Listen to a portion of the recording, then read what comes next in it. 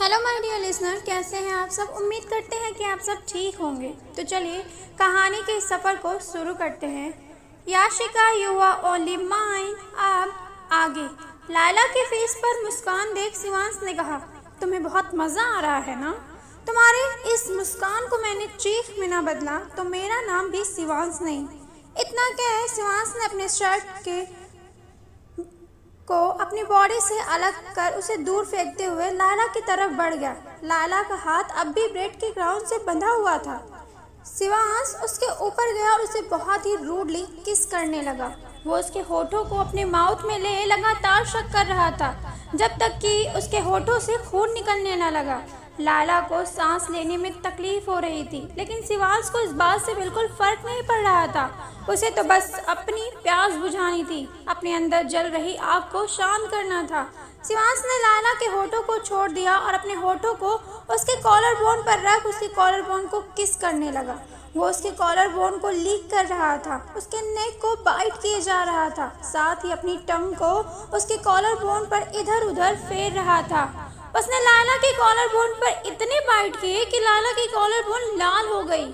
शिवांश के अंदर की आग भड़कती चली गई और वो अपने अंदर की बढ़ती आग को बस किसी तरह बुझाना चाहता था। शिवांश ने लायला के कपड़े को उसके बॉडी से ऐसे अलग किया जैसे किसी जानवर ने उसके कपड़े नोचे हों। इस वक्त लायला शिवांश के सामने बस अपने अंडरगारमेंट्स में थी। लायला को इस तरह देख शिवांश ने स्माइल की और अपनी बॉडी पर बचे हुए कपड़े को भी अपनी बॉडी से अलग कर दिया और लायला की पूरी बॉडी को अपने कब्जे में ले लिया और उसकी बॉडी के साथ खेलना शुरू किया। शिवांश की मूवमेंट ने लायला को एक्साइटेड कर दिया था। लायला छटपटा रही थी, वो तड़प रही थी। उसके इस तरह तड़पते हुए देख, उस इस तरह छटपटाते हुए देख शिवांश को बहुत ही मज़ा आ रहा था। शिवांश ने अपने होठों को लायला के बेली पर रखा और उसकी बेली को लीक करने लगा। शिवांश के हाथ इस वक्त लायला के सीने पर चल रहे थे। लायला उसके टच से तड़प रही थी। वो अपने हाथों को खोलने की नाकाम कोशिश कर रही थी। लायला की एक्साइटमेंट देख शिवांश एक झटके में उठा और लायला के बालों को पीछे से पकड़ते हुए कहा, क्या हुआ? टॉलरेट नहीं हो रहा? बेकाबू हो रही हो? इस वक्त शिवांश का फेस लायला के फेस के बहुत ही करीब था। लायला ने अपना सिर आगे किया और अपने होठों को शिवांश के होठों पर रख उसके होठों को स्मूच करने लगी। वो पूरी तरह बेकाबू हो चुकी थी। लायला के रिएक्शन देख शिवांश उससे दूर हो गया और कहा, तुम्हारी इसी तड़प ने मुझे तुम्हारा दीवाना बना दिया, लेकिन तुम्हें कुछ वक्त ऐसे ही तड़पो, मैं शावर लेकर आता हूँ। इतना कह शिवांश बेड से उठा और फ्लोर पर गिरी अपनी शर्ट को उठा लायला के ऊपर फेंकते हुए कहा, थोड़ा वेट करो बेबी, अभी तो पूरा दिन पूरी रात बाकी है। Dragon room. याशिका को बाहर ना आने की वजह से शॉर्ट परेशान हो जाता है और जल्दी से बाथरूम के डोर के पास जाता है तो उसे फील होता है कि डोर लॉक नहीं है। ये देख शॉर्ट जैसे डोर ओपन करता है, सामने का नज़ारा देख वो शॉक हो जाता है। याशिका बाथ टब में डूबी हुई थी। शॉर्ट भागते हुए जाता है और याशिका को बाथ टब से निकाल अपनी गोद में ले उसके गालों को थपथपाता है और उसे होश में लाने की कोशिश करता है, लेकिन याशिका होश में नहीं आती। याशिका को इस हालत में देख शौहर पागल हो गया। उसने याशिका को फ्लोर पर लेटाया और अपने हाथों को उसके पेट पर रख हल्का हल्का प्रेस करने लगा ताकि उसके अंदर जो भी पानी गया वो बाहर निकल जाए, लेकिन याशिका कोई रिस्पॉन्स नहीं कर रही थी। याशिका का कोई रिस्पॉन्स ना करना शौहर को जीते जी मार रहा था। शौहर की आंखें आंसुओं से भर गई थी। उसका दिल ऐसा हो गया जैसे अभी धड़कना भूल जाएगा। शौहर ने अपने आप को संभालते हुए कहा, छोटी बिल्ली प्लीज आंखें खोलो, इतना नाराज मत हो जाओ मुझसे। मैं प्रॉमिस करता हूँ मैं रिवा से बहुत बहुत दूर रहूँगा, मैं उससे एक वर्ड भी नहीं कहूँगा, लेकिन तुम ऐसे मत करो ना यार, मैं मर जाऊँगा, क्यों कर रही हो? याशिका को इस तरह बेजान होते हुए देख शौहर ने अपने आप को संभाला और याशिका के होठों को पकड़ते हुए उसे सीपीआर देने लगा। शौहर ने बहुत कोशिश की और जैसे ही शौहर ने एक बार तेजी से अपने सांस को याशिका के मुंह में डाला, याशिका ने लंबी सांसें ली। याशिका ने जैसे ही सांसें ली तब जाकर शौहर ने चैन की सांस ली। याशिका के माउथ से पानी बाहर आया और वो खांसने लगी।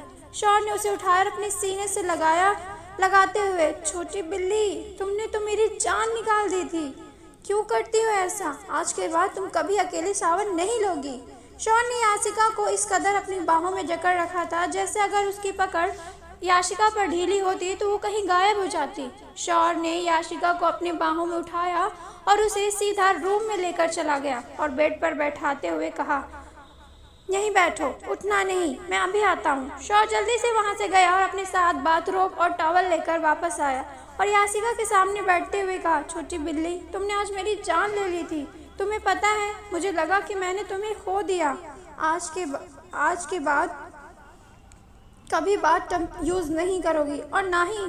इससे पहले शौर कुछ कहता, याशिका ने शौर के गले को पकड़ते हुए अपने हाथों को शौर के होठों पर रख दिया और फिर उसे किस करने लगी। याशिका की हर बार बातों को बीच में शौर को किस कर देना शौर को हर बार एक नया शौक लगता था। याशिका ने अपने एक हाथ को शौर के नेक के पीछे रखा और दूसरे हाथ से शौर के शर्ट की कॉलर पकड़े हुए थे। शौर ने अपने एक हाथ से याशिका के सिर के पीछे से पकड़ लिया और दूसरे हाथ को उसके बैक पर रखते हुए उसे अपने और करीब किया और उसके होठों को अपने दांतों के बीच दबा शक करने लगा। शौर याशिका के होठों का रस पी रहा था, उसके मखमली जैसे होठों से अपनी प्यास बुझा रहा था। याशिका भी आज शौर को पी जाना चाहती थी, उसके होठों पर अपने निशान छोड़ना चाहती थी। याशिका के भीगे बाल उसके फेस पर लटक रहे थे। इस वक्त याशिका बहुत ही चार्मिंग और हॉट लग रही थी और उसके बॉडी से आ रही भीनी भीनी खुशबू शौर के अंदर के डिज़ायर को बढ़ा रही थी। शौर अपने आप पर कंट्रोल खो रहा था। शौर और याशिका एक दूसरे को किस करते करते बेड पर सो गए, लेकिन उनकी किस में जरा सा भी ब्रेक नहीं हुआ। दोनों एक दूसरे को फ्रेंच किस कर रहे थे। उनकी किस बढ़ते वक्त के साथ बहुत ही डीप हो रही थी। शौर याशिका के टंग के साथ खेल रहा था, याशिका भी उसके टंग के साथ अपनी टंग उलझाए हुए एक दूसरे को एंजॉय कर रहे थे। ऑर्फनेज। रिवा का तन बदन जल रहा था। रिवा ने अपनी मुट्ठी कसते हुए आगे बढ़ी और पीछे से केवी के शोल्डर पर अपना हाथ रखा और उसे पीछे खींच लिया। अचानक से ये क्या हुआ, किसी को समझ नहीं आया। रिवा केवी के सामने खड़े होते हुए अपने हाथों को फोल्ड कर लिया और पंखुड़ी को देखने लगी।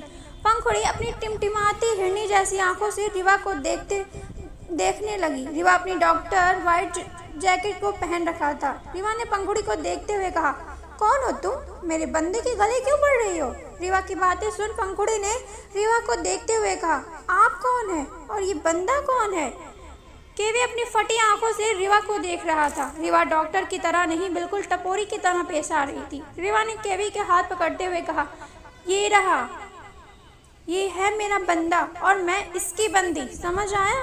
रिवा अपनी हिरनी जैसी आंखों से केवी को देख रही थी। केवी तो बस रिवा को देख रहा था। पंखुड़ी ने रिवा को देखते हुए कहा, देखने से आप डॉक्टर लग रही हैं, लेकिन हरकतें आपकी गुंडियों वाली है। और हाँ मिस डॉक्टर साहिबा, हमसे इस लहजे में बात मत करिए।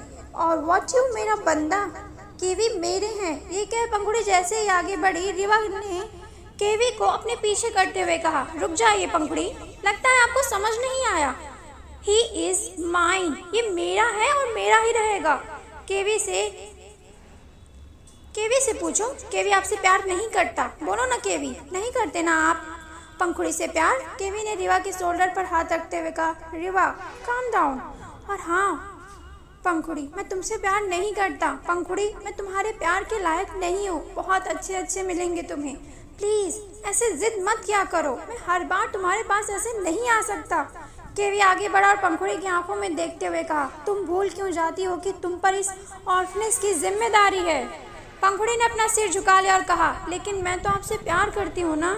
इससे पहले पंखुड़ी कुछ और कहती, रिवा ने कहा, प्यार करती हो तो करो, लेकिन उसे मजबूर तो मत करो कि वो भी तुमसे प्यार करे। तुम्हें जब मन करता है तुम उसे अपने पास आने को कहती हो। क्यों? मुझे नहीं पसंद कि वो तुम्हारे पास आए और तुम उसे देखो। मेरे बंदे को कोई और लड़की देखे या मेरा बंदा किसी और लड़की को देखे, ये मुझे बिल्कुल पसंद नहीं है। पंखुड़ी ने जैसे ये सुना, उसने गुस्से में कहा, आप प्यार करती हैं केवी से? और केवी क्या, ये वही लड़की है जिससे आप प्यार करते हैं? रिवा और केवी दोनों खामोश हो गए। केवी की खामोशी ने पंखुड़ी के उसके जवाब दे दिए। पंखुड़ी ने अपने आंसुओं को पोंछा और वहां से चली गई। पंखुड़ी के जाते ही रिवा ने गुस्से में कहा, जब उसने आपसे सवाल किया तो आपने जवाब क्यों नहीं दिया? आप खामोश क्यों हो गए थे? केवी ने कहा, रिवा आपको हॉस्पिटल जाना चाहिए। मैं अपनी लोकेशन पर जा रहा हूँ। इतना कह केवी जैसे जाने को हुआ, रिवा ने केवी की कलाई पकड़ ली और कहा, केवी, अगर आप प्यार करते हैं तो मान क्यों नहीं लेते? बोलिए ना, क्या आप इतने कायर हैं कि अपना प्यार एक्सेप्ट करने की भी हिम्मत नहीं है आप में? केवी अब भी खामोश था। रिवा ने फिर गुस्से में कहा, केवी, कायर होने की भी एक हद होती है। जब आप मान नहीं सकते, कह नहीं सकते, तो फिर प्यार ही क्यों किया? केवी पीछे मुड़ा और रिवा के बाजू को पकड़ते हुए कहा, हाँ, हूँ मैं कायर, बहुत बड़ा कायर हूँ।